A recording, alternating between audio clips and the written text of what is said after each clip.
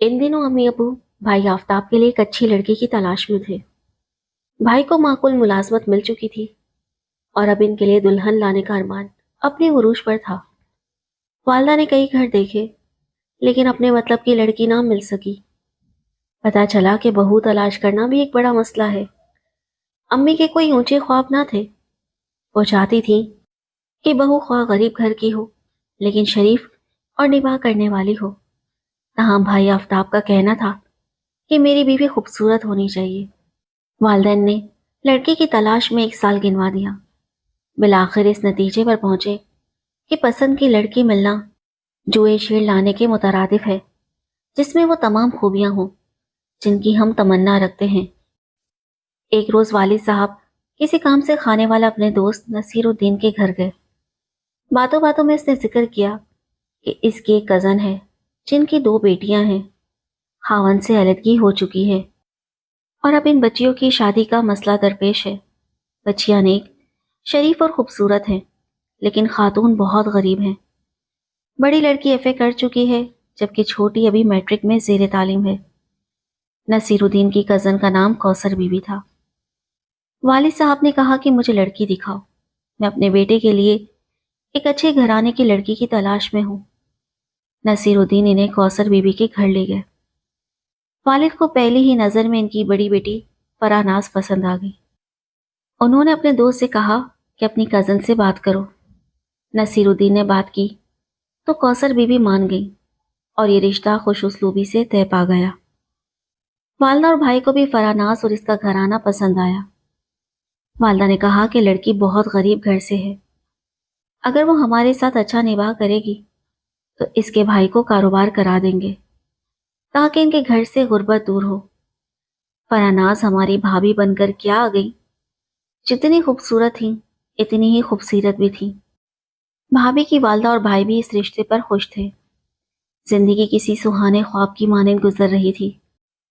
भाई ने अपने बड़े ब्रादर निस्बती को एक दोस्त के तवस्सुत से बैरून मुल्क भिजवा दिया, जहां इसे अच्छी मुलाजमत मिल गई और वो खूब कमाने लगा।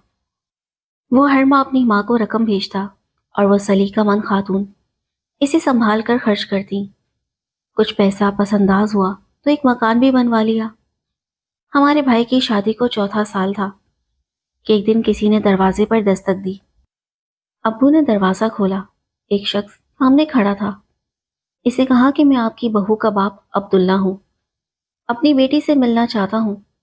बराए करम इसे मेरा पैगाम दें। अगर वो मुझसे मिलना चाहे तो मेरी ज़िंदगी की एक बड़ी ख्वाहिश पूरी हो जाएगी। मैं काफ़ी अरसे से अपनी बच्चियों की जुदाई में तड़प रहा हूँ। जिंदगी का भरोसा नहीं, ये मेरी आखिरी ख्वाहिश समझ लें। वालिद साहब अंदर आए और बहू से कहा कि बेटी, तुम्हारे वालिद आए हैं तुमसे मिलने, क्या तुम इनसे मिलना चाहोगी? भाभी ने कुछ सोचकर असावत में सर हिला दिया तो वालिद साहब अब्दुल्ला को घर में ले आए और इज्जत से मेहमान खाने में बिठाया। चाय वगैरह का कहा और खुद इनके पास जा बैठे। बहू से कहा कि तुम बच्चों को लेकर ड्राइंग रूम में आ जाओ ताकि वो अपने नवासे नवासी से भी मिल लें। जरा देर में भाभी हाथ मुंह धोकर कपड़े बदल कर अपने वालिद से मिलने आई। वो इन्हें देखकर आपदीदा हो गई। 10 साल बाद बाप बेटी की मुलाकात हुई थी। वालिद अपने जज्बात पर काबू ना रख सके और वो पूरे जज्बात से रोने लगे। इस पर भाभी का दिल पसीजा और वो अपने वालिद से लपट गई। बड़ा दिल उदास मंजर था। सभी आपदीदा हो गए। माँ हो या बाप, औलाद की मोहब्बत सभी को होती है।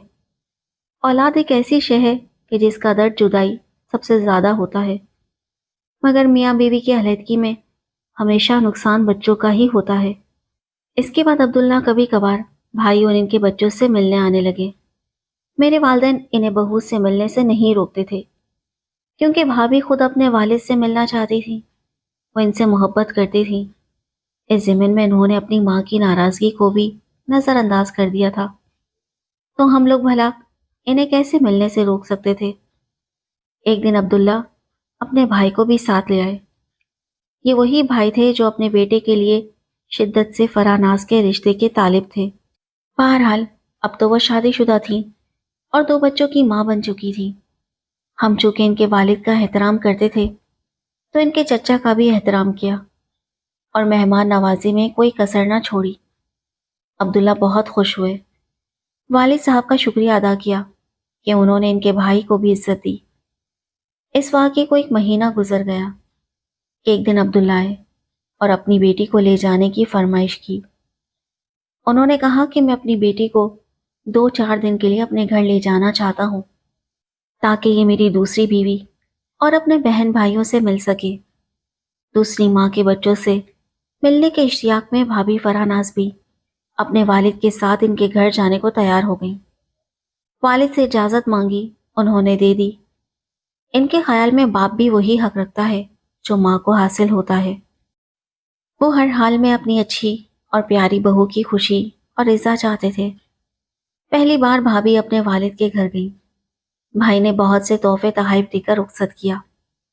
فراناز نے وہاں اپنی سوتیلی ماں اور ان کی اولاد سے ملاقات کی۔ 4 روز بعد وہ خوش خوش واپس لوٹ آئیں۔ 2 ماہ بعد انہوں نے دوبارہ والد کے گھر جانے کی خواہش ظاہر کی۔ بھائی نے اجازت دے دی۔ ڈرائیور انہیں چھوڑ آیا۔ اس بار وہ 2 دن بعد واپس آئیں، مگر کچھ پریشان سی لگ رہی تھی۔ پوچھا گیا کیا بات ہے، کیوں پریشان ہو، وہاں خیریت تو ہے؟ لیکن انہوں نے چپ سادھ لی، کچھ نہ بتایا۔ کچھ دن بعد بھابھی کے چچا آئے اور بتایا کہ عبداللہ بھائی بہت بیمار ہیں، وہ آ نہیں سکتے اور اپنی بیٹی کو یاد کر رہے ہیں، بیٹی سے ملنا چاہتے ہیں۔ یہ سنتے ہی بھابھی جلدی سے تیار ہو گئی کہ مجھے اپنے والد کی عیادت کے لیے جانا ہے، جلدی واپس آ جاؤں گی۔ بھائی نے چچا کے ساتھ جانے کی اجازت دے دی۔ 1 ہفتہ گزر گیا، وہ واپس نہ آئی۔ ادھر دونوں بچے بہت پریشان تھے۔ وہ تو 1-2 دن کا کہہ کر گئی تھی، جب 7 دن بعد بھی نہ لوٹی تو بھائی خود بیوی کو لینے عبداللہ کے گھر گئے۔ وہاں بیوی نے آنے سے انکار کر دیا اور کہا کہ میرے والد کی بیماری کی وجہ میری جدائی ہے، اس لیے ابھی کچھ دن مجھے یہیں رہنے دیں، جب تک والد مکمل طور پر صحت یاب نہ ہو جائے۔ بچوں کو آپ لوگ سنبھال لیں۔ 1 اور ہفتہ گزر گیا مگر فراناز واپس نہ آئی۔ اس بار والد صاحب خود انہیں لینے گئے، لیکن بھابھی گھر پر موجود نہ تھی۔ بتایا گیا کہ بازار گئی ہیں، کچھ ضرورت کی چیزیں لینی تھی۔ جب وہ واپس آئیں تو بناؤ سنگھار میں تھیں، جیسے کسی تقریب سے آ رہی ہوں۔ ان کے ساتھ ان کے چچا زاد بھائی بھی تھے جو انہیں بازار لے کر گئے تھے۔ والد صاحب بہت پریشان ہوئے، یہ کیا ماجرا ہے؟ 2 بچے ماں کے لیے تڑپ رہے ہیں، باپ بیمار ہے اور فراناز بازاروں میں کزن کے ساتھ گھوم رہی ہے۔ انہوں نے کہا بہو، اگر ہمارا نہیں تو اپنے بچوں کا ہی خیال کر لو، وہ بہت اداس ہیں، کہیں بیمار نہ ہو جائیں۔ فراناز نے کہا آپ جائیں، میں خود 1-2 دن میں آ جاؤں گی۔ حیرت کی بات یہ ہے کہ وہ نہ آئی۔ لیکن چند دن بعد عدالت سے کچھ قانونی کاغذات موصول ہوئے۔ معلوم ہوا کہ بھابھی فراناز نے اپنے والد کی سرپرستی میں آفتاب بھائی سے خلا کے لیے دعویٰ دائر کر دیا ہے۔ یہ عدالت کی طرف سے نوٹس تھے۔